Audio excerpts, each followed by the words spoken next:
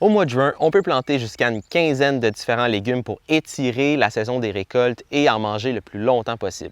Aujourd'hui, je vous présente les 3 catégories de cultures qu'on intègre chaque année en juin dans notre jardin pour augmenter notre autonomie légumière.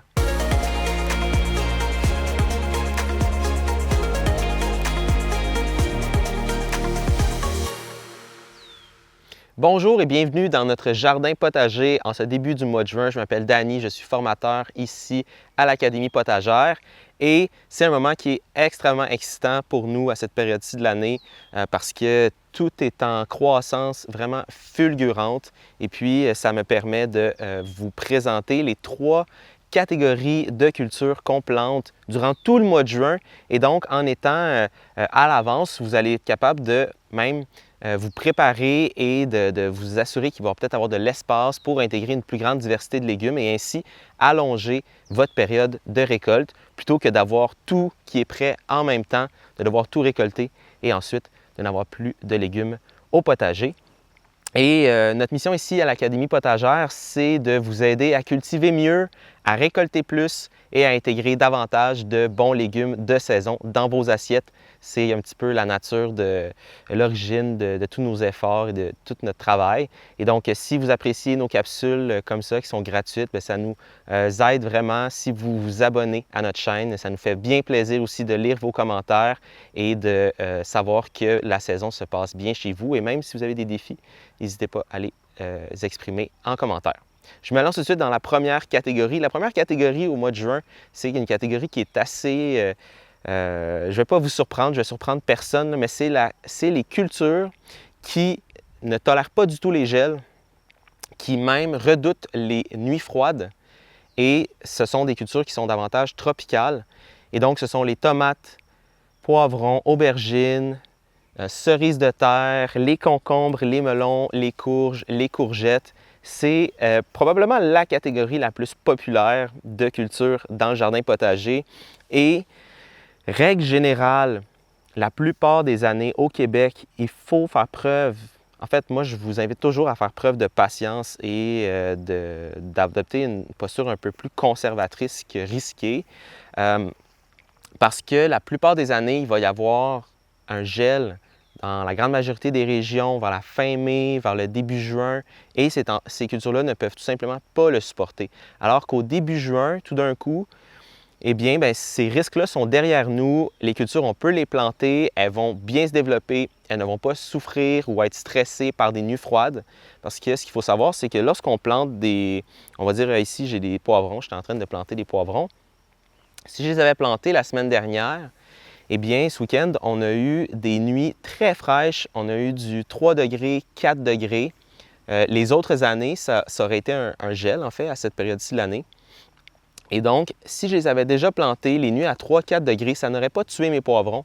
Par contre, ça leur aurait donné un stress qui est invisible à l'œil nu, parce que souvent, on nous pose cette question-là, pourquoi attendre les nuits au-delà de 10 degrés Celsius? Les cultures, il n'y a rien, je ne remarque rien. Mais en fait, c'est que c'est invisible à l'œil nu, mais c'est un stress qui va faire en sorte que la plante, elle va stagner pendant un certain nombre de jours selon la température qu'elle a vécue. Plutôt que de poursuivre sa croissance, elle va stopper sa croissance. Et donc, vous n'allez pas gagner à les planter plus tôt qu'à attendre une fois que ces risques de gel et de nuit froide sont derrière nous. Et donc, début juin, règle générale, dans la grande majorité des régions du Québec, c'est derrière nous. Et donc, on peut planter ces cultures-là. Si vous avez des structures, bien là, évidemment, on peut devancer un petit peu ces dates de plantation. Comme là, derrière, même on peut y aller, on va prendre une petite seconde. Derrière, on a notre tunnel ici. Là, il y a nos serres. On n'ira pas aujourd'hui, mais je vous les ai déjà présentées dans d'autres capsules. Nos serres, elles sont plantées déjà depuis quelques semaines. La raison à ça, c'est qu'en ayant une protection supplémentaire par la structure de production, donc la serre, dans le cas présent, ça nous permet d'avoir des nuits qui sont un peu plus chaudes, d'éviter les gels et de même, au besoin, d'ajouter une petite source de chauffage pour éviter les dommages causés par les gels. Et donc, nos cultures dans les serres sont vraiment plus avancées que celles qu'on aurait plantées à l'extérieur. Et ici, dans le tunnel, c'est pareil. On a déjà planté nos cultures de chaleur. Et donc, il y a eu une belle reprise. Ici, on a des tomates italiennes qui vont nous servir pour nos transformations plus vers la fin de l'été. On fait de la sauce tomate ici. C'est à peu près ça le seul produit de transformation qu'on fait avec nos tomates italiennes, de la sauce. Une sauce bien de base qui est adaptée à la grande majorité des plats. On a du basilic ici, concombre, melon, courgettes qu'on a planté cette semaine. Ceux-là, on a attendu un petit peu parce que les concombres, courgettes, les cucurbitacées, les melons sont encore plus sensibles que les solanacées, les tomates, les poivrons, les aubergines. Et donc, ça vaut la peine d'attendre encore un petit peu plus. La deuxième catégorie, je vais sortir du tunnel parce qu'il fait quand même pas mal plus chaud à l'intérieur. La deuxième catégorie, c'est une catégorie qui parfois est négligée un petit peu dans les jardins potagers. Parce que souvent, la pensée globale ou la pensée qui est la plus courante, c'est qu'un jardin potager, on va tout planter en début de saison et puis ensuite, ça sera tout. On ne va pas replanter et lorsqu'on va avoir des récoltes, on va tout récolter, ensuite il n'y aura plus rien. Alors que ce n'est pas le cas, on peut planter en continu certaines cultures et la deuxième catégorie, c'est justement les cultures qu'on peut planter en continu durant tout l'été. Et donc, on pourra, avant même d'avoir récolté une de ces plantes-là, comme par exemple des laitues, on pourra déjà en replanter. Et donc, j'invite à aller voir là-bas, je vais courir aller chercher des petits plants de laitue qui sont prêts à être plantés.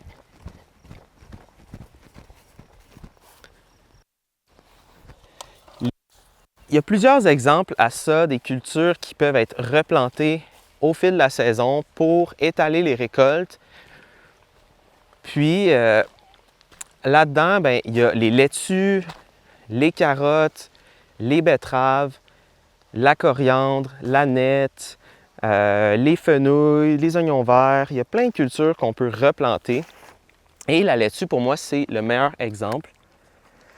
Et donc, nous, notre stratégie, parce que les premières années, quand on a passé du maraîchage au jardin potager, on était habitué de planter des centaines de laitues à la fois. Alors, on s'est dit, on va en faire moins, on va en planter juste une quinzaine à la fois. Si au final, quand les 15 laitues arrivent d'un coup, c'est beaucoup trop pour notre capacité à les manger. Et donc, à la place, on va planter à peu près 6 à 8 laitues en même temps, mais à chaque 2 à 3 semaines durant l'été. Et donc, ça va nous permettre d'avoir des laitues prêtes à récolter pratiquement en continu dans le potager. Et donc, en juin, on va replanter des laitues. Celles que j'ai ici, devant moi. Donc, on a différentes variétés aussi, différentes variétés qui vont arriver à différents stades de maturité. Ici, j'ai la laitue pirate qui est ici, en fait. Donc, c'est la même. C'est une belle Boston. Regardez qui est en train de pommer. Vraiment magnifique. Une belle Boston. On en a 4. Donc là, ici, j'ai ça. On a des danses d'hiver qui vont faire plus des petites romaines. Puis ici, on a des Bostons qui vont être des Bostons vertes. Donc la variété, c'est Cindy. Donc les laitues et les carottes aussi, vous pouvez faire des semis successifs. Mais en juin, si on veut planter des récoltes, des cultures pour faire des récoltes un peu plus espacées durant la saison, il faut prendre des cultures qui apprécient les chaleurs. Parce que règle générale, juin, juillet, ce sont des mois qui sont excessivement chauds. Et donc, des cultures comme les épinards ne vont pas vraiment apprécier. Donc là, ici, on a nos épinards de printemps qui sont en train de monter en graines, qu'on va récolter intégralement, mais on ne va pas replanter des épinards. On ne va pas non plus ressemer des radis, on ne va pas ressemer des rabioles, parce que ces cultures-là vont avoir trop chaud et vont avoir tendance à monter en graines. Et tout ça, ça m'amène à la troisième catégorie de cultures à planter en juin. Je ne vais pas abandonner mes laitues là-bas quand même. J'ai peur de les oublier. La troisième catégorie de cultures à planter en juin, ça ne sera pas au début juin, mais c'est des cultures pour la récolte vers la fin de l'automne, pour la conservation longue. Donc, on parle à ce moment-ci de carottes pour la conservation, de betteraves pour la conservation, des choux pour la conservation, même on peut réfléchir avec les brocolis, les choux-fleurs pour la conservation. Et ça, ce sont des cultures qu'on voudra implanter plutôt à partir de la fin juin, mi-juin, fin juin, jusqu'au début mi-juillet, selon les régions, encore une fois. Et c'est pour cette raison que dans notre potager, il y a des endroits qui ne sont pas encore en culture et qui sont encore couverts. Donc ici, on a une toile d'occultation qui est en attente de recevoir. Ici, ce sera des choux brocolis, chou-fleur pour la conservation. Ici, ça va être carottes de conservation, betteraves. Et donc, on va les mettre un peu plus tôt. C'est pour ça qu'ils sont à nu, mais on va préparer les planches assez rapidement. Mais ça va être des cultures qu'il faut démarrer à l'intérieur. Les choux, les choux-fleurs, les brocolis. Si vous voulez intégrer vers la fin juin ou même au début juillet, des cultures de conservation comme des choux, des choux-fleurs, des brocolis, bien, il faut les démarrer avec des petits transplants, des petits plants.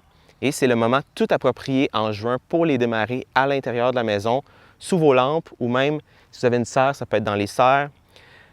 Mais ce qui est sûr, c'est que c'est vraiment le bon moment présentement pour démarrer ces cultures-là si vous voulez être en mesure de les planter à peu près dans 1 mois et d'avoir des récoltes à la fin de la saison. Vous voyez, la grande aventure de l'autonomie alimentaire ou du moins l'autonomie légumière, ça se prépare quand même beaucoup d'avance, plusieurs semaines à l'avance et il faut réserver dans notre potager des espaces appropriés, des espaces pour ces cultures-là pour qu'ils puissent éventuellement, dans le fond, avoir leur espace, pousser allègrement et nous offrir des belles récoltes vers la fin de la saison. Et donc, si je récapitule les 3 catégories de cultures qu'on peut planter au mois de juin, il y a les cultures de chaleur d'abord, donc ça c'est le plus tôt possible au début juin dès que les températures sont adéquates. Ensuite, il y a les cultures qu'on peut planter en continu, les laitues, des petites rapides comme la coriandre, la nette, même des oignons verts, des petits fenouils, des carottes parfois. Puis ensuite, la 3e catégorie, c'est plutôt vers la fin du mois. Là, on parle de cultures de conservation comme des carottes pour la conservation, des betteraves, des choux, brocolis, choux-fleurs. Laissez-nous savoir en commentaire s'il y a des cultures que vous planifiez intégrer au mois de juin, si vous avez des défis avec certaines de vos cultures. Ça va nous faire plaisir de vous donner un petit coup de main là-dessus. Puis on se revoit dans la prochaine capsule. Ciao!